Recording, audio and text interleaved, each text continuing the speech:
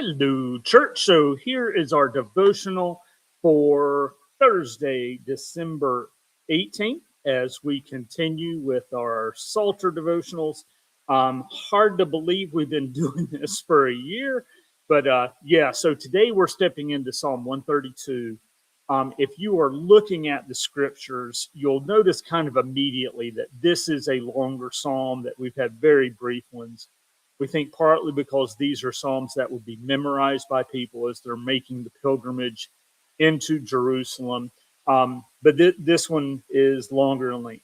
We're going to be splitting this up over the next 2 days, and we'll be sharing two different portions with you from James Mays. Today's is kind of introductory and talks about the whole kit and caboodle. And then we'll get into some neat pieces that he also highlights tomorrow as we do part two. I had mentioned that Psalm 130 is a very familiar one to me. Psalm 133 is one of my favorites that we'll be getting into, but it's been good to explore 131 and 132 as we're coming into it. So, always learning. So we begin with our first portion. This is going to be verses 1 through 10. Psalm 132, a song of ascents. O Lord, remember in David's favor all the hardships he endured, how he swore to the Lord and vowed to the Mighty One of Jacob, I will not enter my house or get into my bed. I will not give sleep to my eyes or slumber to my eyelids until I find a place for the Lord, a dwelling place for the Mighty One of Jacob. We heard of it in Ephrathah. We found it in the fields of Jair. Let us go to his dwelling place. Let us worship at his footstool. Rise up, O Lord, and go to your resting place, you and the ark of your might. Let your priests be clothed with righteousness, and let your faithful shout for joy. For your servant David's sake, do not turn away the face of your anointed. So as a reminder, and this goes back to a few of the Psalms that we've encountered on the Messiah with a lowercase m and Messiah with a uppercase m. So as we're talking about God's anointed, it is in this messianic line. We're going to have a lot of references to the throne or the house of David as a part of this, and Mays is going to get into that a little bit with us. So here is our introduction to Psalm 132, and he entitles this, which is a big hint as we continue to look at the Psalm, David and Zion. Psalm 132 is the 13th in the collection of songs of ascents. It is different from the other songs in two important ways. It is much too long to fit in with the characteristic brevity of the rest of the songs. It has Zion and David as a double topic. Zion is a regular concern of the songs, but there is only one hint of an interest in David in the text of the other songs. Psalm 122 refers to the thrones of the house of David as an important institution of Jerusalem. Three of the songs, 122, 124, and 131, which we did yesterday, are attributed to David and provide an anticipation in the sequence of the concentration on his figure in Psalm 132. The psalm balances what David had done for the Lord with what the Lord will do for David.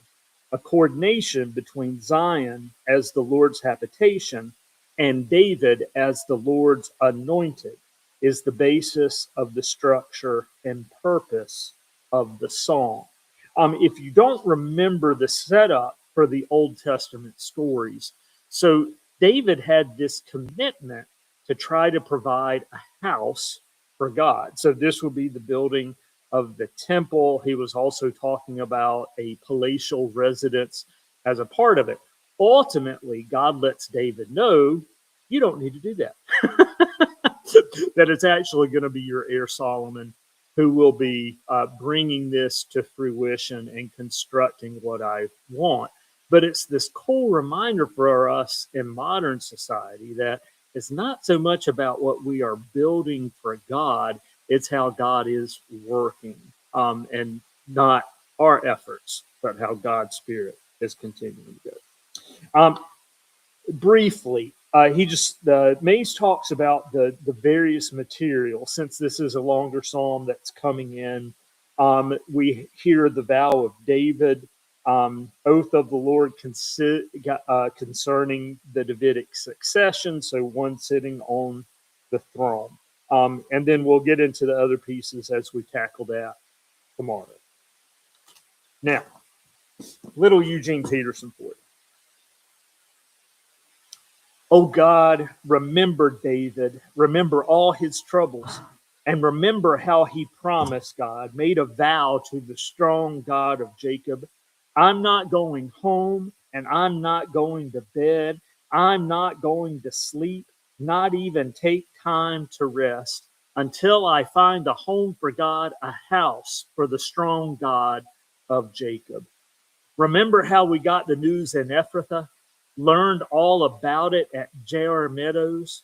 We shouted, let's go to the shrine dedication. Let's worship at God's own footstool.